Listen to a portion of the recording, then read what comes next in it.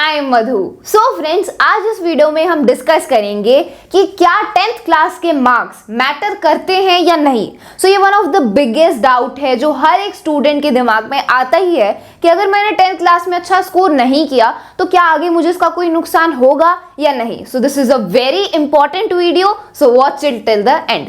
So friends, इस question का answer है नो। आपके 10th क्लास के मार्क्स बिल्कुल भी मैटर नहीं करते। मैं आपको बताना चाहती हूँ कि मैं पिछले साल खुद 10th क्लास में थी एंड मैंने अपने 10th क्लास में 89% स्कोर किए। एंड जब मैंने अपना रिजल्ट देखा था तो मैं बहुत ही दुखी थी कि मेरे 89% आए। लेकिन अब मैं रियलाइज कर चुकी हूँ कि मेरी कंसेप्ट की अंडरस्टैंडिंग अच्छी है, मेरी कंसेप्ट की अंडरस्टैंडिंग है एंड कई रीजंस की वजह से मैं अपनी 10th क्लास में अच्छा स्कोर नहीं कर पाई, लेकिन अब मुझे उसका बिल्कुल भी दुख नहीं है। ठीक है।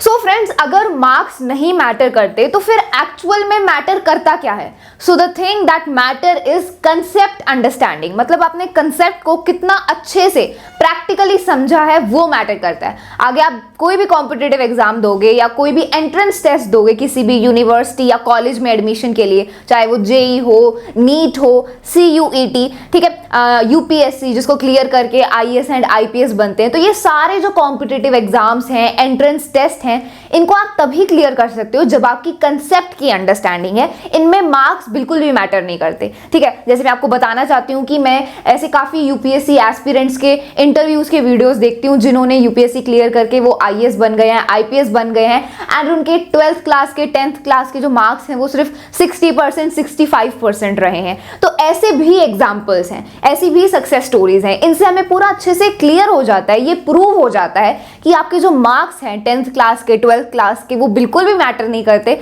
आपने कंसेप्ट को कितना अच्छी तरीके से समझा है ये मैटर करता है। ठीक है। पहले तो देखो, कॉलेज में एडमिशन के लिए या फिर यूनिवर्सिटी में एडमिशन के लिए 12th क्लास के मार्क्स मैटर करते थे, लेकिन अब गवर्नमेंट ने ये भी चेंज कर दिया है। अब एंट्रेंस टेस्ट होने लगे हैं एंड उन एंट्रेंस टेस्ट में आप कितना स्कोर करोगे उसके बेसिस पर आपका एडमिशन होगा। तो 12th क्लास के भी मार्क्स मैटर नहीं करते। तो 12th क्लास के मार्क्स मैटर नहीं करते तो 10th तो दूर की बात है। ठीक है। तो कंसेप्ट अंडरस्टैंडिंग पर आपको ध्यान देना है। अगर आपने कंसेप्ट को अच्छे से समझ लिया ना तो मार्क्स तो आपके पीछे पीछे भागते हुए आएंगे। ठीक है। कंसेप्ट अंडरस्टैंडिंग आपकी मेन प्रायोरिटी होनी चाहिए, मार्क्स सेकेंडरी है। हम क्या करते हैं, हम मार्क्स को प्राइमरी कर देते हैं, सिर्फ मार्क्स पर ही फोकस करते हैं कि मैं रट के कैसे ना कैसे मार्क्स स्कोर कर लूं।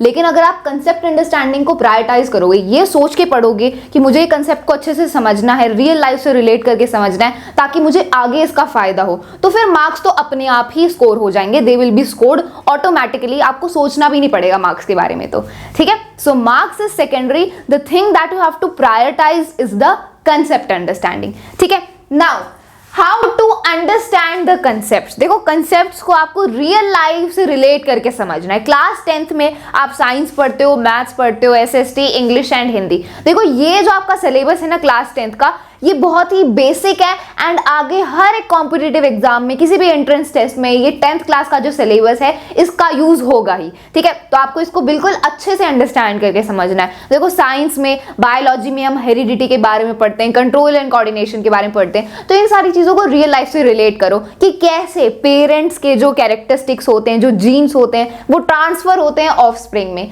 ठीक है। कैसे किसी भी नए ऑफस्प्रिंग का जेंडर डिटरमाइन होता है। ठीक है। ये हम बायोलॉजी में पढ़ते हैं। देन हम केमिस्ट्री में कंपाउंड्स के बारे में, हमने कार्बन कंपाउंड्स के बारे में पढ़ा। ठीक है। हमने मेटल्स एंड नॉन मेटल्स के बारे में पढ़ा। तो ये रियल लाइफ से रिलेट करो कि मेरी सराउंडिंग में कौन से मेटल्स प्रेजेंट हैं, कौन से नॉन मेटल्स हैं, उनकी क्या क्या प्रॉपर्टीज हैं। फिजिक्स में हम लाइट एंड इलेक्ट्रिसिटी के बारे में पढ़ते हैं। तो ये सारे जो फिनोमेनाज हैं ये हमारी रियल लाइफ से रिलेटेड है। अगर आप इनको प्रैक्टिकल तरीके से समझोगे तो फिर you will be able to understand them easily. ठीक है। मैथ्स में फॉर्मूलाज होते हैं, थ्योरम्स होती हैं। ठीक है। जैसे कि आप सरफेस एरिया एंड वॉल्यूम्स वाले चैप्टर में फॉर्मूलाज के बारे में डिस्कस करते हो, अलग अलग शेप्स का total surface area, curved surface area निकालते हो। तो बस ये मत सोचो कि ये मुझे क्वेश्चन मिल गया, ये वैल्यूज हैं, इसको पुट करके मैं सॉल्व कर लेता हूं। उसको रियल लाइफ से रिलेट करो कि अगर ऐसी सिचुएशन मुझे रियल लाइफ में मिल जाए, मुझे किसी रूम का एरिया निकालना पड़े, ठीक है, मुझे फाइंड आउट करना है कि उस रूम में मुझे वॉल्स को पेंट करना है तो कितना पेंट लगेगा। ऐसे अगर आपको रियल लाइफ सिचुएशन मिल जाए तब मैं क्या करूंगा। तो अगर वो सोच के आप पढ़ोगे तो फिर आपके लिए अंडरस्टैंड करना और ईजी हो जाएगा। ठीक है। इंग्लिश बहुत ही इंपॉर्टेंट है बिकॉज ये हमारा मीडियम है, हम इंग्लिश मीडियम में सारे सब्जेक्ट्स को पढ़ रहे हैं, साइंस, मैथ्स, एसएसटी, ये सारे सब्जेक्ट्स हम इंग्लिश में ही पढ़ते हैं, तो लैंग्वेज तो हमारी स्ट्रांग होनी चाहिए। अगर लैंग्वेज हमारी स्ट्रांग नहीं है, हम इंग्लिश लैंग्वेज में फ्लुएंट नहीं है, तो और सब्जेक्ट्स में भी हम प्रॉब्लम फेस करेंगे। ठीक है, मैंने ऐसे काफ़ी फ्रेंड्स को देखा है जो 12th के बाद अलग से इंग्लिश के कोर्सेज लेते हैं। अगर अभी से हम अपनी इंग्लिश को स्ट्रांग कर लें, ग्रामर के कंसेप्ट्स को स्ट्रांग कर लें, उसमें फ्लुएंट हो जाएं, तो फिर हम और सब्जेक्ट्स में भी प्रॉब्लम फेस नहीं करेंगे and we will be fluent in it. Okay, so English language बहुत इंपॉर्टेंट है। तो ऐसे आपको कंसेप्ट को अंडरस्टैंड करना है। अगर आपका पिछली क्लास का बेसिक क्लियर नहीं है, जैसे क्लास 9th या क्लास 8th का कोई कंसेप्ट या कोई टॉपिक आपको क्लियर नहीं है, तो सबसे पहले आपको बेसिक्स को क्लियर करना है। अगर आपको पिछले क्लास के कंसेप्ट अच्छे से क्लियर नहीं है, तो आप अभी क्लास 10th के कंसेप्ट को नहीं समझ पाओगे, बिकॉज सारी चीजें बेस्ड होती हैं। Okay, so first you have to clear your basics and then you will be able to understand the concepts of class 10th। ठीक है, एनसीईआरटी बहुत ही ज्यादा इंपॉर्टेंट है class 9th, 10th, 11th and 12th की।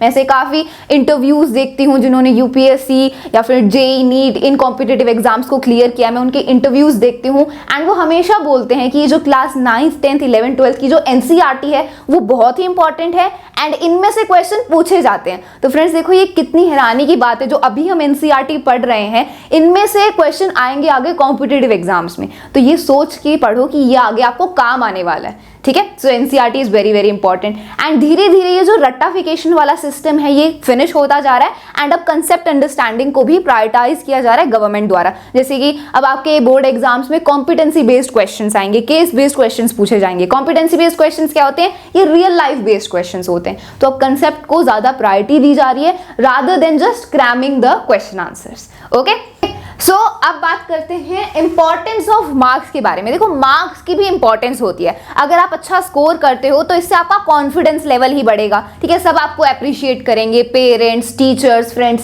सभी आपको अप्रिशिएट करेंगे and आपका कॉन्फिडेंस बढ़ेगा।